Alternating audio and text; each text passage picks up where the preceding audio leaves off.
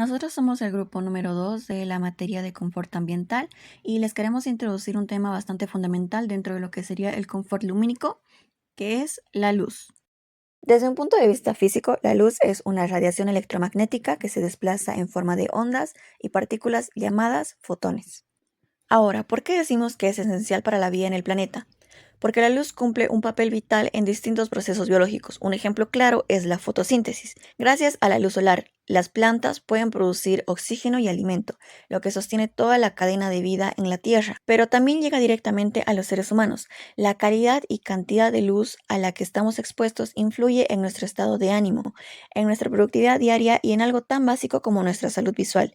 No es lo mismo trabajar en un espacio oscuro que en uno bien iluminado. La luz regula cómo nos sentimos y cómo rendimos.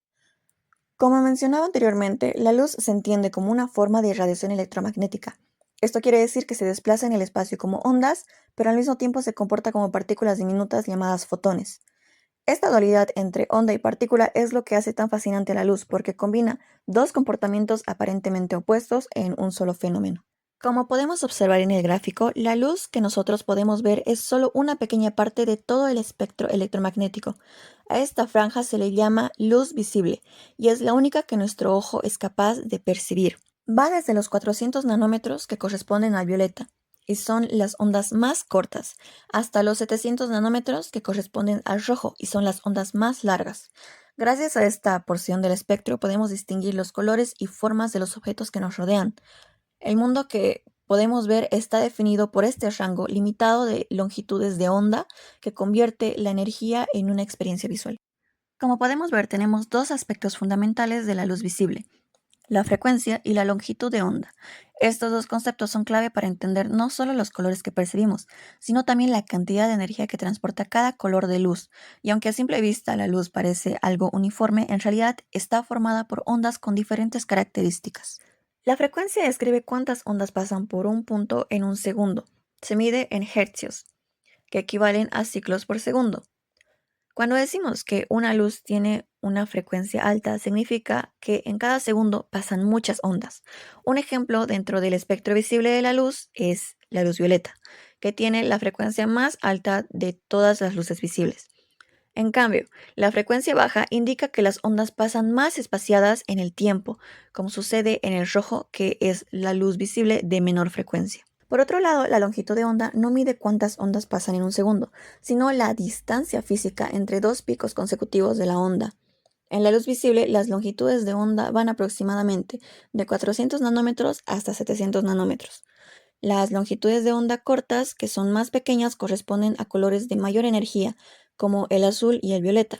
En cambio, las longitudes de onda largas, que son más grandes, corresponden a colores de menor energía, como el rojo y el naranja. Es importante destacar que la frecuencia y la longitud de onda están totalmente relacionadas. Cuando la frecuencia aumenta, la longitud de onda disminuye y viceversa. Esto es porque la luz viaja siempre a la misma velocidad en el vacío. Así, cada color que vemos corresponde a una combinación específica de frecuencia y longitud de onda. El violeta tiene frecuencia alta y longitud de onda corta, el rojo frecuencia baja y longitud de onda larga.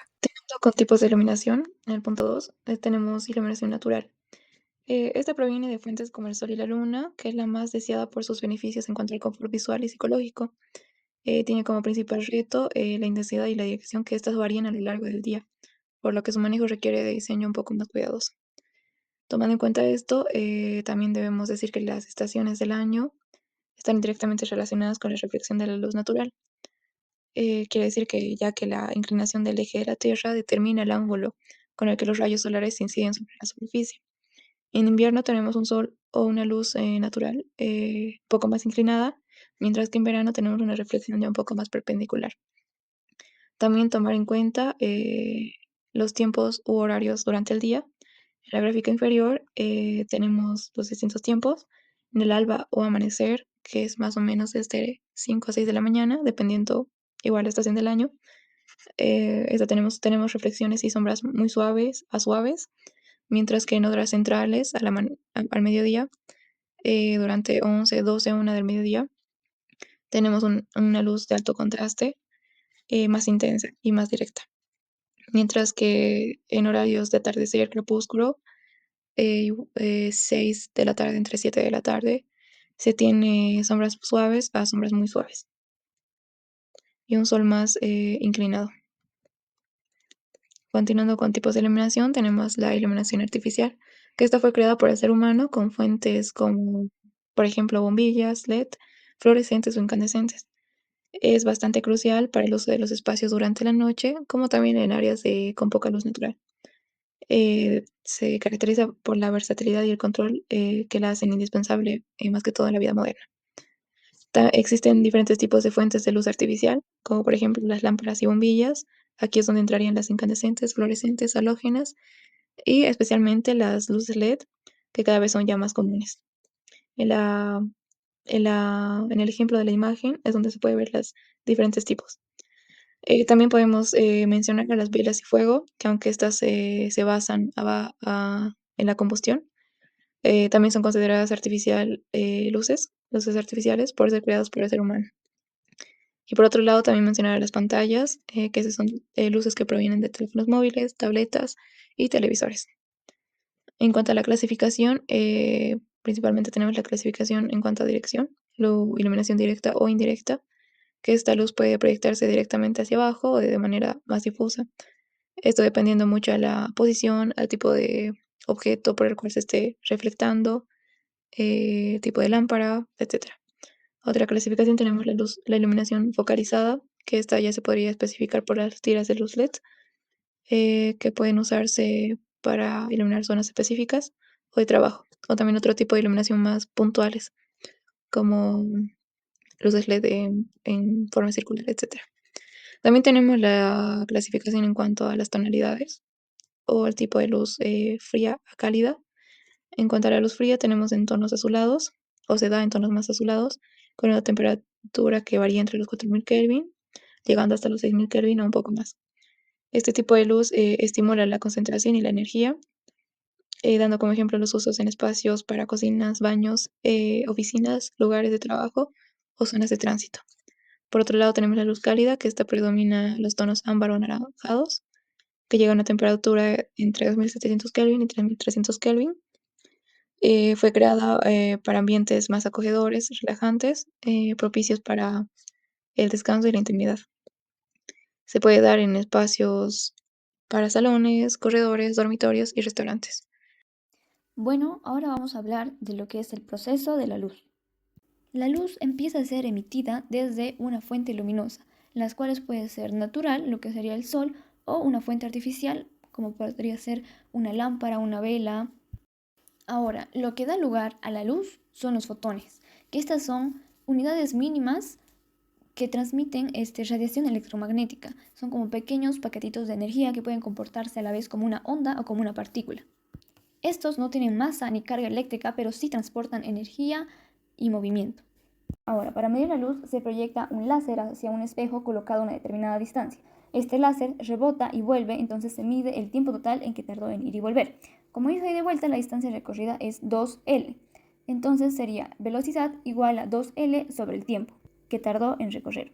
Ahora, ¿cómo viaja la luz? La luz se proyecta a 300.000 kilómetros por segundo en línea recta, pero a través del vacío, ya que esta velocidad va dependiendo del medio, el espacio, el material y la textura en la que se proyecte o se encuentre la luz. En el aire, lo que sería pasando ya a la atmósfera, esta reduce en 0,03% más lenta de lo que se proyectaría en el vacío, lo que sería 299.900 kilómetros por segundo. Cuando se proyecta en el agua, son 255.000 kilómetros por segundo, y en el vidrio serían 200.000 kilómetros por segundo. La luz se percibe una vez choca con un objeto, así que ahora veremos las 8 posibilidades que tiene. La reflexión es cuando la luz es proyectada en una superficie y ésta rebota, pero esto depende si bien la superficie es lisa, como por decir el espejo, esa va a rebotar en las mismas direcciones, pero si se proyecta en el agua, los ángulos de la proyección de luz estos van a cambiar. Ahora, la absorción. La luz, cuando es proyectada a una superficie, esta depende del color y textura de la superficie. Entonces, como se vio antes que la luz trae diferentes colores, algunos son absorbidos, como por ejemplo aquí las poleras. Los colores más oscuros absorben mayor cantidad de energía que se convierte en calor, por lo tanto, si uno está con ropa oscura, absorbe mayor cantidad de calor que usando una ropa clara. Ahora, la transmisión es cuando la luz es proyectada y esta atraviesa un material. En el ejemplo estamos viendo un vidrio. El vidrio puede ser transparente, translúcido o opaco, en el cual en el transparente se proyecta de forma nítida el elemento, lo que sería el árbol, y en el translúcido no es tan notable como en el transparente, lo que limita un poco la visibilidad. Y en el opaco directamente no se ve, ya que hay un elemento que lo tapa en su totalidad. La refracción es cuando la luz pasa a través de otro material y este cambia su ángulo de incidencia, que es cuando llega a el ángulo de refracción, que lo proyecta en distintos ángulos, por lo cual puede ver distorsionada la forma del objeto. En la dispersión, la luz se reparte en diferentes direcciones y se proyecta en partículas más pequeñas. Esto se puede ver en los atardeceres, que es la luz proyectada de la atmósfera y se puede ver en los rayos, o en los arcoíris. Y en la interferencia es cuando las ondas se proyectan, en algún punto coinciden, entonces estas ondas se combinan y aparecen colores iridescentes, como serían los de los arcoíris. La difracción es cuando la luz se abre cuando pasa por rendijas, orificios o bordes, en el cual la luz pasa a través de estos orificios que son más pequeños y se proyectan en mayor cantidad e incluso de forma más difusa dependiendo del ángulo. La polarización, al ser la luz una onda electromagnética y su campo eléctrico vibra en diferentes direcciones perpendiculares a la propagación, este pasa por el filtro de polarización y, como en el ejemplo, se pueden ver unas gafas que estas no permiten el paso de todos los rayos del sol. Aprovechamiento de luz natural. El diseño define la legibilidad visual y jerarquía espacial y la atmósfera. Encontramos en patios internos como ejemplo parte de lo que sería una jerarquía espacial. También podemos encontrar en la arquitectura unos elementos de intensidad lumínica. También podemos encontrar lo que es la celosía, que da una luz directa, aliviando el choque térmico de la iluminación. Una cocina necesita la claridad y homogénea. También para preparación de alimentos, pero mientras que en las salas de estar aprovechan la luz tenue. Configuración espacial y percepción de volúmenes. La luz define una geometría resaltando también la altura y la profundidad y también la proporción. Esto ayuda en que la luz tenga el ambiente tenga buena iluminación y también podemos tener un ambiente confortable para lo que es el ambiente.